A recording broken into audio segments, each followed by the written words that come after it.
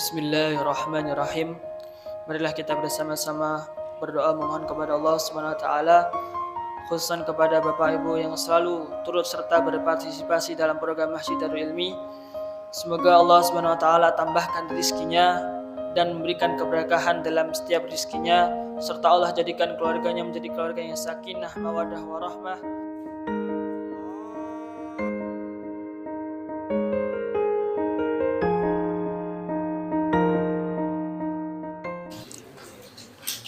Bismillah. Kita mulai nggih? Assalamualaikum warahmatullahi wabarakatuh. Waalaikumsalam warahmatullahi wabarakatuh. Alhamdulillahi rabbil alamin. Wassalatu wassalamu ala nabiyyina Muhammadin sallallahu alaihi wasallam wa ala alihi wa sahbihi wa man tabi'ahum bi ihsanin illa yaumiddin. Ya ayyuhalladzina amanu taqullaha haqqa tuqatih wa la tamutunna illa wa antum muslimun. Jamaah yang dirahmati Allah Subhanahu wa taala, alhamdulillahi rabbil alamin. Kembali Allah Subhanahu wa taala kumpulkan kita di tempat yang baik ini, di tempat yang dicintai Allah Subhanahu wa taala, yaitu masjid, di majelis yang dimuliakan, majelis ilmu. Dan alhamdulillah tadi diawali dengan buka puasa sunnah bersama. Dan bulan Sya'ban ini bulan di mana amal diangkat, dinaikkan kepada Allah Subhanahu wa taala, bukan sekedar dicatat oleh malaikat, akan tetapi langsung dinaikkan, diangkat dari setiap amal yang kita lakukan, ibadah yang kita kerjakan, dan langsung pula disampaikan oleh Allah Subhanahu wa taala. Langsung pula disampaikan kepada Allah Subhanahu wa taala. Sehingga makin banyak amal, makin banyak ibadah yang kita kerjakan, maka semakin nama kita banyak disebutkan malaikat kepada Allah, dan Allah Subhanahu wa taala akan lebih mengenal kita atas kebaikan yang kita lakukan.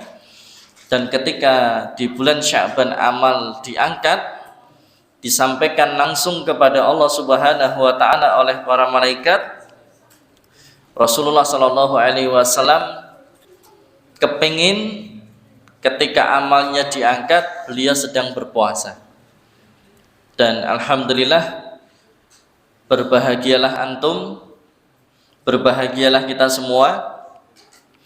Pada hari ini nama antum disampaikan oleh malaikat kepada Allah Subhanahu wa taala, dan Allah juga mengenal antum. Dan luar biasanya pada hari ini ketika amal diangkat, kita semua sedang berpuasa. Alhamdulillah. Jamaah yang dirahmati Allah Subhanahu wa taala, saat ini kita sudah terlewat pertengahan bulan Sya'ban. Sudah tanggal 16 atau 17 Sya'ban. Dan kemarin alhamdulillah Allah Subhanahu wa taala memberikan kita kesempatan, kenikmatan untuk bisa bertemu dengan yang namanya malam nisfu Sya'ban, malam pertengahan bulan Sya'ban. Dan ada beberapa hadis atau ada beberapa riwayat yang menyampaikan tentang keutamaan dari malam nisfu Sya'ban. Walaupun ini sudah terlewat, sudah tanggal 17 kan?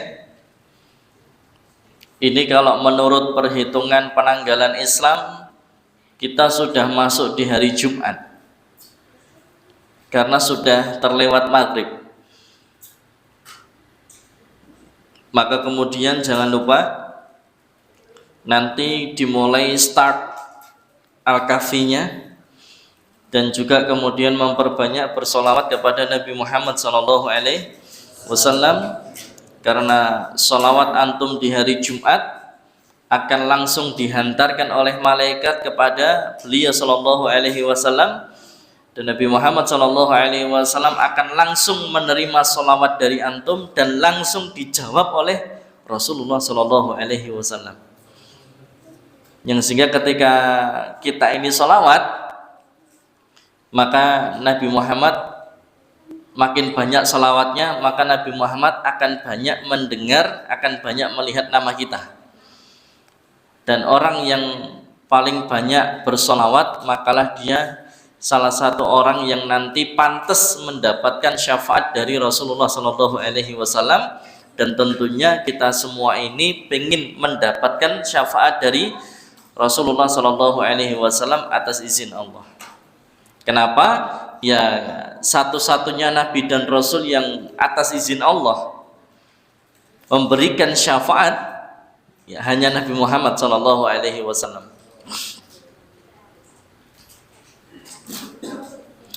Baik jamaah yang dirahmati Allah Subhanahu wa taala, di antara hadis yang menyampaikan tentang keutamaan dari malam nisfu Sya'ban, dari Mu'adz bin Jabal radhiyallahu anhu, Rasulullah sallallahu alaihi wasallam bersabda, "Yattali'ullahu ila jami'i khalqihi lailatan nisfi min Sya'bana fayaghfiru li jami'i khalqihi illa li musyrikin aw musyahinin." Allah mendatangi seluruh makhluknya pada malam nisfu Sya'ban, pertengahan di bulan Sya'ban, tanggal 15 bulan Sya'ban.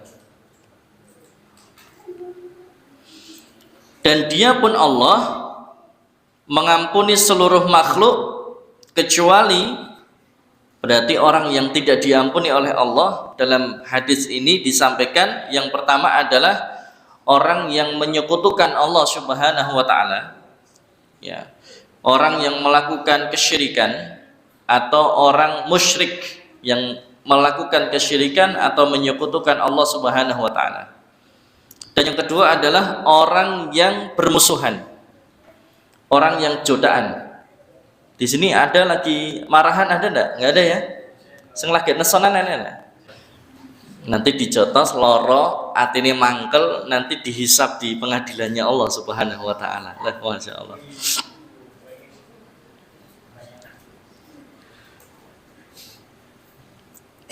Jadi yang tidak diampuni oleh Allah dua. Yang pertama adalah orang yang menyekutukan Allah Subhanahu wa taala, yang kedua orang yang bermusuhan. Kemudian di hadis yang lainnya, hadis Abdullah bin Amr radhiyallahu anhuma, ia berkata, Rasulullah sallallahu alaihi wasallam bersabda, "Yattali'ullahu azza wa jalla illa khalqihi lailatan nisfi min Sya'bana fayaghfiru li'ibadihi illa itsnaini musyahinin wa qatilin nafsin." Allah azza wa jalla mendatangi makhluknya pada malam nisfu Sya'ban. Allah mengampuni hamba-hambanya kecuali dua orang. Siapa dua orang yang tidak Allah ampuni dosanya? Yang pertama adalah orang yang bermusuhan dan orang yang membunuh jiwa. Berarti dari dua hadis ini jamaah yang dirahmati Allah Subhanahu wa taala, keutamaan dari malam nisfu Sya'ban, Allah akan mengampuni dosa-dosa kita. Allah akan mengampuni kesalahan-kesalahan yang kita lakukan, kecuali tiga yang tidak Allah ampuni. Yang pertama adalah yang menyekutukan Allah, yang kedua adalah yang bermusuhan, dan yang ketiga yang membunuh jiwa. Jadi orang yang melakukan kesyirikan, orang yang bermusuhan, orang yang membunuh jiwa dan dia belum bertobat di malam nisfu Sya'ban, maka dia tidak akan diampuni oleh Allah Subhanahu wa ta'ala. Dan ini semuanya dosa besar, jamaah yang dirahmati Allah Subhanahu wa ta'ala. Makanya Ustadz, bermusuhan itu apakah dosanya besar? Ya, karena bisa jadi dia memutus silaturahim. Padahal kita diperintahkan untuk apa? Silah, kan? Kita diperintahkan untuk silaturahim, menyambung tali silaturahim. Kita diminta untuk islah, memperbaiki, ya, memperbaiki hubungan rahim atau kerabat. Begitu dia bermusuhan, maka dia memutus, ya. Begitu dia bermusuhan, maka kemudian berarti dia sedang memutus silaturahim. Dan apa yang disampaikan oleh Rasulullah sallallahu alaihi wasallam? Qala Rasulullah sallallahu alaihi wasallam, ya la yadkhulul jannata qati'u, yakni qati'ar rahim. Muttafaqun alaih. Tidak akan masuk surga. Tidak akan masuk surga. Berarti ini apa? Ini berarti titenane atau titiannya. Titiannya itu bahasanya apa ya? Intinya ini merupakan ciri kalau dosa itu dosa besar. Ketika diancam tidak akan masuk surga. Berarti apa? Surga diharamkan untuk dirinya. Siapa yang diharamkan dari surga, dia tidak akan masuk surga. Rasulullah Shallallahu Alaihi Wasallam sampaikan, qati'a rahimin, yang memutus tali silaturahim. Makanya hati-hati terkait dengan bermusuhan, karena bermusuhan berarti dia telah memutus tali silaturahim, dan siapa yang memutus silaturahim maka diharamkan surga untuknya. Kemudian dari Abu Ayyub radhiyallahu anhu, Rasulullah sallallahu alaihi wasallam bersabda, la yahillu li muslimin an yahjara akhahu fawqa salasi layalin yaltaqiyani fayaridu hada wa yuridu hada wa khairuhuma alladhi yabda'u bis salam. Muttafaqun alaih. Tidak halal bagi muslim, tidak halal bagi muslim untuk apa?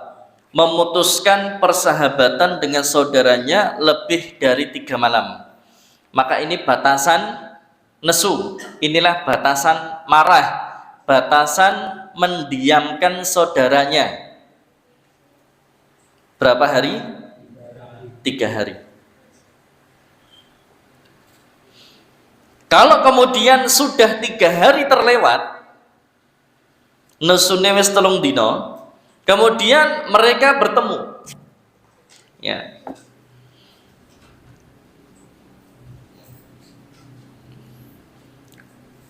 Lalu seseorang berpaling dan lainnya juga berpaling. Lah biasa kan? Orang kalau sedang marah, nesuan, jotaan 3 hari misal. Kemudian di hari keempat dia ketemu. Kira-kira di hari 4 ketika dia ketemu itu apakah langsung berpelukan? Apakah langsung ngobrol? Apakah kemudian langsung jajane makan bareng? Biasanya apa yang terjadi? Saling berpaling, saling melengos, etok-etok kaya wong gak kenal. Iya kan? Kenapa? Ada rasa gengsi. Nah, sing salah kowe yo.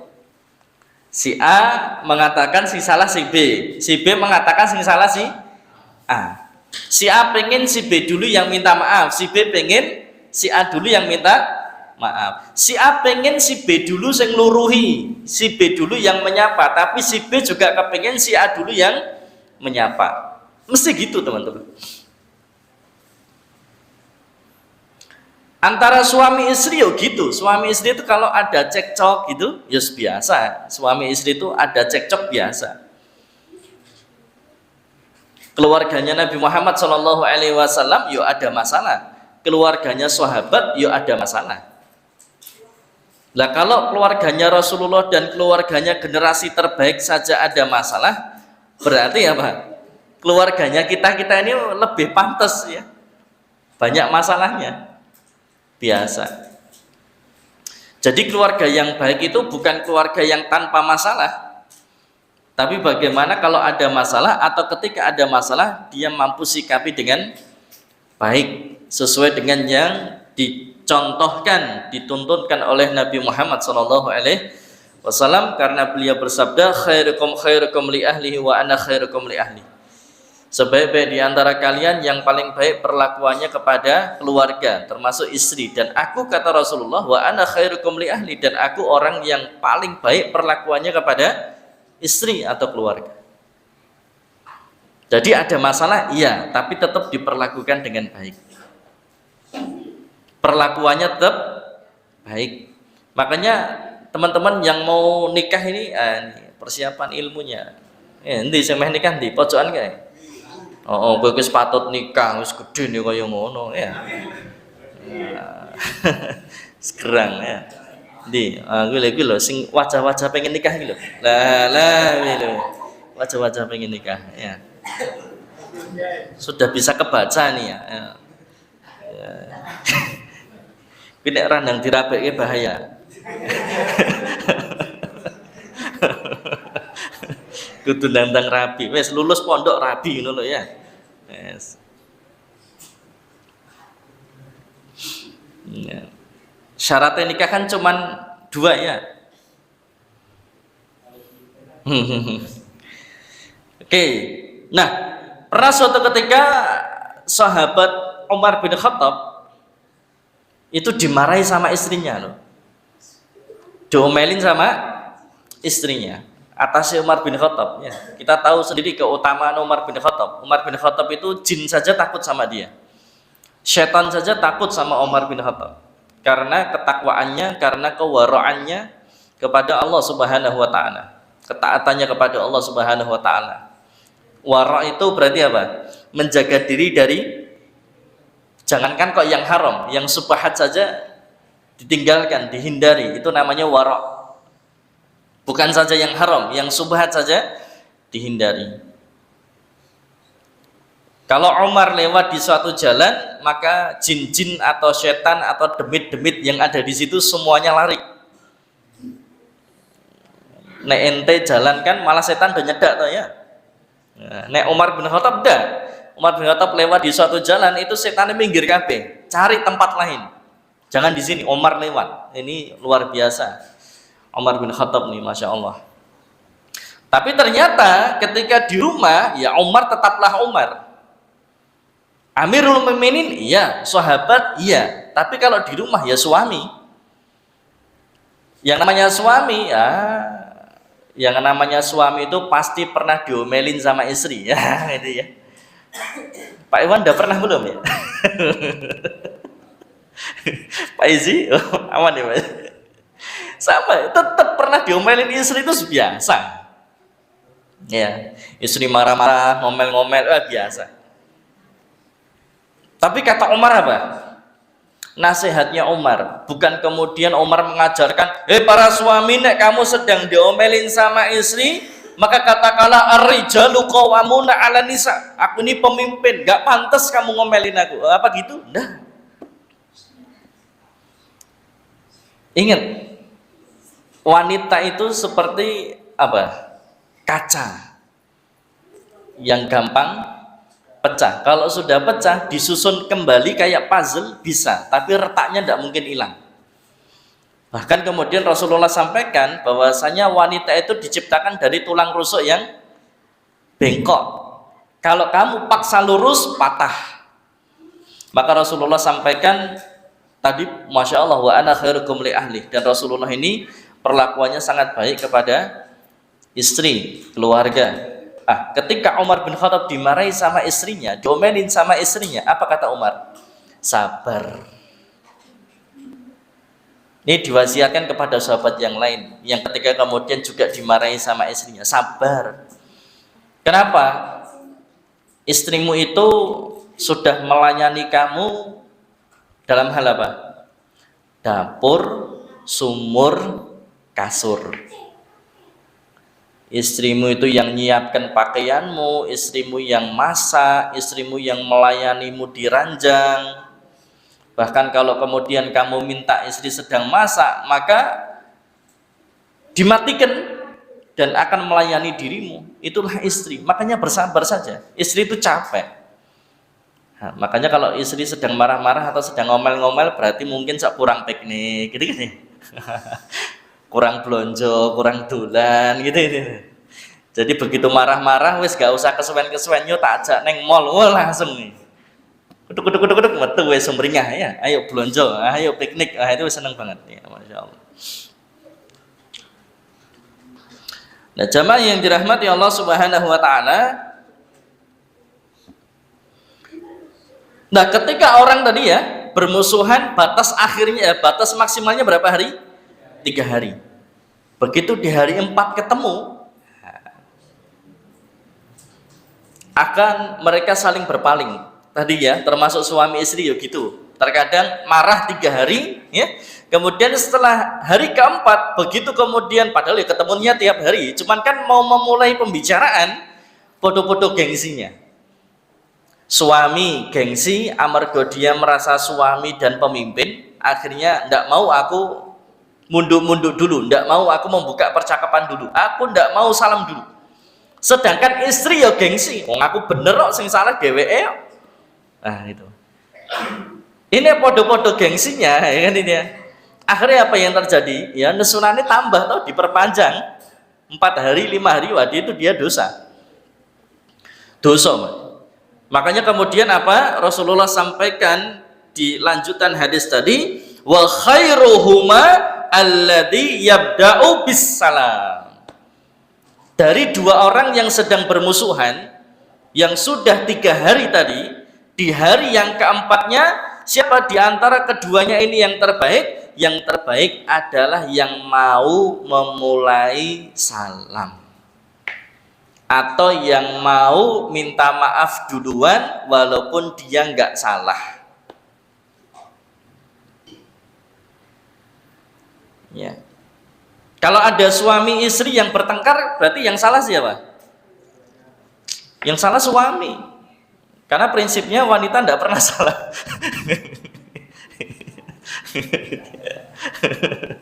Ya, itu.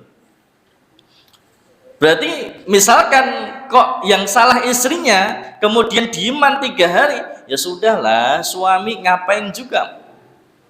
Wong dia itu pasanganmu, istrimu, wong tiap hari ya ketemu, tiap hari ya kumpul, tiap hari ya tidur, ya sudahlah. Meminta maaf duluan walaupun bukan dia yang salah. Bukan kita yang salah, maaf duluan. Ya wes lah, aku minta maaf ya. Wes yo tak jajak nih ya. Besok yo dolan yo itu ya. Atau dijak dolan sih lagi minta maaf kan itu ya. Dijak makan dulu baru minta maaf. Dan luar biasa teman-teman. Misal nih si A, si B lagi padu. Sing salah si B. Tapi kemudian si A ini mau minta maaf walaupun dia tidak salah. Luar biasa toh, ini akhlak yang jempol sekali, akhlak yang bagus sekali. Kenapa? Satu, dia nggak salah, tapi dia mau minta maaf. Kemudian yang kedua apa? Orang itu kalau minta maaf duluan walaupun dia nggak salah, karena sejatinya dia kepingin hubungannya nggak mau putus. Dia nggak pengen hubungannya putus, dia nggak pengen pisah, dia nggak pengen jauh, dia tetap pengen hubungannya berlanjut, hubungan persahabatan, teman atau pasangan. Ya ini jamaah yang dirahmati Allah Subhanahu wa taala. Makanya saking luar biasanya yang namanya akhlak afina anin nas, memaafkan kesalahan manusia, sampai-sampai di surga itu ada pintu khusus yang pintu ini nanti akan khusus dimasuki oleh orang-orang yang afina anin nas, mudah memaafkan kesalahan orang lain. Yang luar biasa, dimaafkan ya, dijotosi dimaafkan, gitu ya. Oh, masya Allah, dimaafkan. Nah, jamaah yang dirahmati Allah Subhanahu wa taala, yang terbaik dari keduanya adalah yang mengucapkan salam dulu. Jadi kalau sudah 3 hari marahan, dieman, nesunan, gitu kan, di hari keempat kemudian ketemu, maka yang terbaik yang disampaikan oleh Rasulullah di antara keduanya ini, yang mau memulai mengucapkan salam duluan, assalamualaikum, sambil senyum, sambil jabat tangan. Maka dari situlah kemudian sudah silah, menyambung kembali, memperbaiki hubungan kembali, islah. Ya, makanya kalau ada 2 teman yang bertengkar, ya, si A si B bertengkar, santri-santri yang lain aja ngompor-ngompori. Oke wong nganyelke wong kaya nyetano. Jan wis, ojo. Disunahkan apa? Islah, diperbaiki hubungannya. Ya, diperbaiki hubungannya. Jangan kemudian dikompor-kompori. Nah, dikompor-kompori malah nesunane tambah suwe. Tapi apa? Jadilah islah, jadilah yang menyambung, jadilah yang memperbaiki, gitu loh. Kenapa? Al-muslimu akhul muslim, bahwasanya sesama muslim ini bersaudara. Innamal mu'minuna ikhwah. Sesama orang beriman satu dan lainnya bersaudara. Ya, makanya kemudian saling memperbaiki, ya. Jangan putus silaturahim. Nah, jamaah yang dirahmati Allah Subhanahu wa taala, kembali ke tadi. Di malam nisfu Sya'ban Allah membuka pintu ampunan. Allah akan ampuni dosa-dosa kita, kecuali 3 orang tadi yang melakukan kesyirikan, menyekutukan Allah, yang kedua yang bermusuhan, yang ketiga yang membunuh jiwa. Selama dia belum bertobat di malam nisfu Sya'ban itu, maka kemudian Allah tidak akan ampuni dosanya. Ya. Apa pesan yang ingin kami sampaikan jamaah? Ustaz, jari hadis ki dhaif Ustaz. Banyak yang tanya ke saya tentang keutamaan malam nisfu Sya'ban. Banyak beredar katanya hadis ini dhaif Ustaz. Kalau dhaif ya saya tidak mau pakai. Jamaah yang dirahmati Allah Subhanahu wa taala, ada 2 hal yang ingin kami sampaikan. Yang pertama, hadis ini kalau kita buka pendapat dari para ulama tentang hadis ini, keutamaan malam nisfu Sya'ban, maka ulama sendiri berselisih. Setidaknya ada 3 pendapat. Yang pertama mendhaifkan, yang kedua menghasankan, yang ketiga mensahihkan. Jadi hadis ini tidak mutlak dhaif. Ada yang menghasankan, ada yang mensahihkan. Tapi kalau berbicara tentang banyaknya pendapat ulama atau jumhur ulama, memang mendhaifkan. Tapi ada sebagian yang menghasankan, ada sebagian yang mensahihkan. Berarti apa teman-teman? Riwayat hadis ini banyak yang meriwayatkan hadis tentang keutamaan malam nisfu Sya'ban. Ketika ada hadis dhaif, kok jumlahnya banyak? Ada hadis dhaif tapi kok jumlahnya banyak? Maka bisa jadi naik kelas, naik derajat dari yang dhaif menjadi hasan. Itu bisa jadi. Kenapa? Karena walaupun ini hadis dhaif tapi ternyata banyak riwayatnya. Akhirnya apa? Menjadi penguat. Banyaknya itu menjadi penguat. Ini yang pertama. Ada yang mensahihkan. Di antara yang mensahihkan adalah Imam Ibnu Hibban. Imam Ibnu Hibban. Jadi nek ngaji hadis yo ojo sepenggal-sepenggal gitu loh. Ya. dipelajari betul, jangan kemudian mudah mendoifkan akhirnya kemudian menolak hadis. Dilihat dulu. Ternyata kalau kita buka dari pendapat ulama, ada yang menghasankan, ada yang mensahihkan. Itu ya. Kemudian yang kedua, walaupun ini hadisnya dhaif tapi kan banyak riwayatnya. Kemudian walaupun hadis dhaif, para ulama sebagiannya boleh tetap mengambil hadis itu sebagai apa? Fadhailul amal, sebagai apa? Keutamaan dari amal, fadilah, fadail dari amal. Jadi tidak apa-apa diambil. Contoh doa Allahumma barik lana fi Rajab wa Sya'bana wa balighna Ramadan. Ada yang mengatakan itu hadis, ada yang mengatakan itu dari ulama. Kenapa itu kata-kata dari ulama? Karena hadisnya memang didhaifkan. Hadisnya dhaif. Tapi walaupun hadisnya dhaif, apakah kita tidak boleh berdoa dengan lafaz itu? Boleh enggak? Boleh. Kenapa? Fadhailul amal. Boleh saja dan tidak ada bertentangan dengan syariat.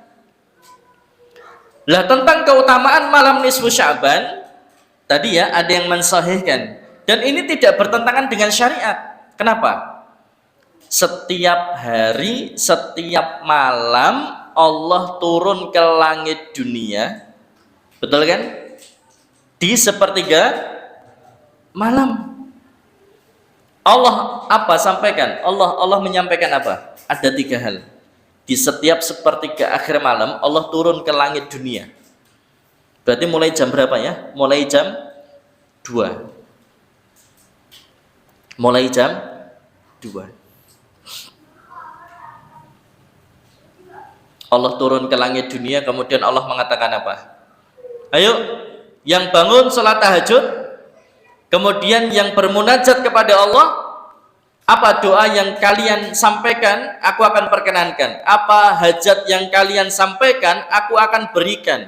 Dan siapa yang bertobat, aku akan ampuni. Berarti sejatinya apa? Pengampunan Allah itu setiap hari dan setiap malam. Di sepertiga akhir malam, tinggal kemudian kita ini mau menghidupkan malam itu enggak, kita ini bangun tidur atau enggak, atau kita masih nikmat dalam tidur dan mimpi-mimpi kita, sedangkan Allah turun ke langit dunia menawarkan 3 penawaran tadi. Doa akan diperkenankan, hajat atau keinginan akan diberikan, tobat akan diterima dan akan diampuni dosa-dosanya. Berarti tidak bertentangan toh, keutamaan dari malam nisfu Sya'ban tidak bertentangan dengan hadis yang sahih lainnya yang kuat bahwasanya memang di malam hari, bukan hanya di malam nisfu Sya'ban ya, di setiap malam sepertiga akhir malam Allah Subhanahu wa taala membuka pintu ampunan. Tinggal kemudian kita ini mau tobat atau enggak. Yang jadi masalah kalau kita ini merasa dosanya jek sithik. Yang jadi masalah kita merasa dosanya masih dikit, atau kita merasa bahwasanya besok masih hidup, yang sehingga terkadang ada perasaan alah dosa jek sithik somben welah tobaté nek wis bakdo sungkeman halal bi halal, atau alah sesuk aku jek urip masih ada kesempatan untuk memperbanyak amal soleh dan bertobat. Padahal tidak ada jaminan besok itu kita masih hidup atau enggak, kan enggak ada jaminan. Coba di sini lihat wajahnya, sing kira-kira umurnya dawa cendek sapa ini? Wallahu a'lam. Ya masyaallah. Sing rambutnya wis kuwanan sapa? Waduh ya.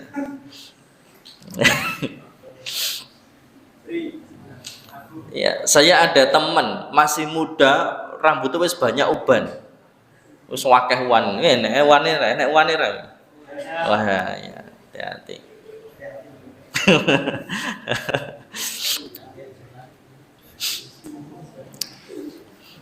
Tapi biasanya kadang ini ya sering pakai pomade, sering pakai minyak rambut, akhirnya putih. Atau yang kedua kakean pikiran. Jadi uban itu 3. 1 ya tadi ya ada masalah di rambut, kebanyakan pakai minyak atau pomade. Yang kedua kakean pikiran, iya toh, panas, kepalanya panas yang sehingga bikin rambutnya itu cepat memutih. Yang ketiga, ya wis tua. Ya udah tua. Lah kowe sing ndi? Telu-telune. Ya. Kakean minyak, kakean pikiran, tur ya wis tua. Penuaan dini ya. Masya Allah. Tak apa-apa, mending iki putih kabeh. Oh, pecine putih kok ya. Loh sekarang banyak anak muda yang semir rambut warnanya apa? Putih. Oh, sekarang malah jadi ini toh, malah jadi tren. Sing wong tua wanen rambutnya dimerahkan ben wane gak ketok. Nek semir hitam kan gak oleh. Ya, semir hitam itu enggak boleh. Nek mau nyemir merah saja enggak apa-apa. Merah sing agak gelap itu loh. Tapi nek merah-merah kaya wong londo kan ya ora patut. Wong londo kulite putih, rambutnya abang patut. Lah nek wong Jawa kulit ireng rambut abang kan kaya jago to gitu. Pitik jago. Jan ya. Yo aja melu-melu londo kulit putih ya. Rambut abang cek patut, rambut coklat patut ya. Kulit ireng rambut coklat rambut abang kan kaya pitik jago. Nah. Itu. Nah, jamaah yang dirahmati Allah Subhanahu wa taala, tekan ngendi malah membahas rambut tuh goro-goro ente ya. Masyaallah. Masyaallah. Nah, jamaah yang dirahmati Allah Subhanahu wa taala, maka pelajaran yang ingin kami sampaikan selanjutnya apa? Ketika Allah Subhanahu wa taala memberikan ampunan di malam nisfu Sya'ban, sebetulnya Allah kepingin mencuci dosa-dosa kita ben resik supaya nanti masuk Ramadan kita ini sudah tidak bawa dosa. Maka sebetulnya teman-teman, yang paling ideal kalau mau memaafkan, kalau mau halal bihalal itu sebetulnya idealnya itu sebelum bulan Ramadan. Di bulan Sya'ban, ruah ini idealnya memaafkan, idealnya halal halal. Sebab apa? Dosa itu dibersihkan dulu sebelum masuk Ramadan.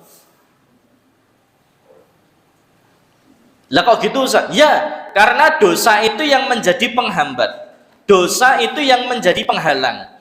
Kenapa kita berat baca Quran 1 juz sehari kok yo angele ra umum?